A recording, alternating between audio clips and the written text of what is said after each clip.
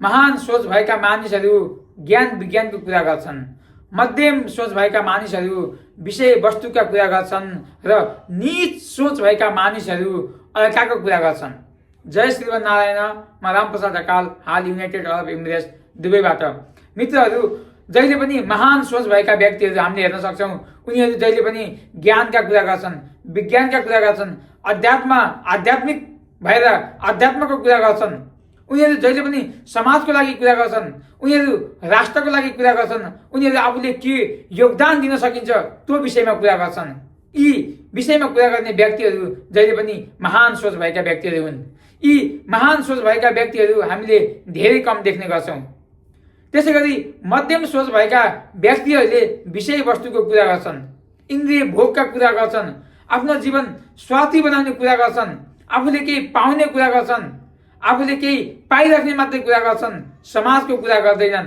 उनीहरूले ज्ञान विज्ञानका पनि कुरा गर्दैनन्। यी भनेका मध्यम सोच भएका व्यक्तिहरू हुन् मित्रहरू, जसले विषय भोगको मात्रै कुरा गर्छ, जसले इन्द्रिय तृप्तिको लागि मात्रै कुरा गर्छ।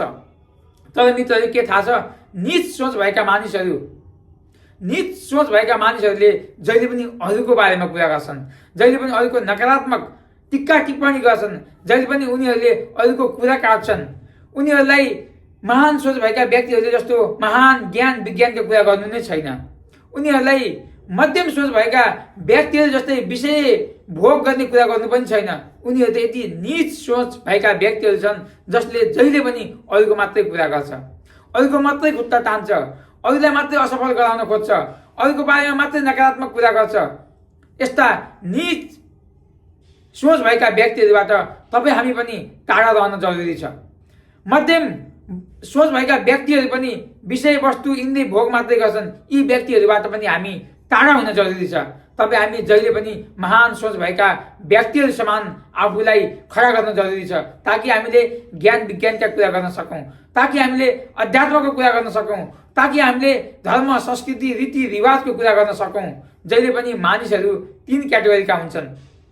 मैले भनिहालेँ तपाईँहरूलाई यो भिडियोमा, मानिसहरू 3 क्याटेगोरीका हुन्छन्। एक भनेको महान सोच भएका, दोस्रा मध्यम सोच भएका र तेस्रो नीच सोच भएका। तपाईँ हामी अब कुन सोच भएको व्यक्ति बन्ने हो मित्रहरू, त्यो तपाईँ हाम्रो हातमै छ। तपाईँहरूलाई यो भिडियो कस्तो लाग्यो? यो भिडियो यदि मन पर्यो भने लाइक कमेन्ट सेयर गर्न नबिर्सिनु होला भन्दै म आजको यो भिडियोबाट बिदा हुन चाहन्छु। हस्त नमस्कार। जय श्रीनारायण।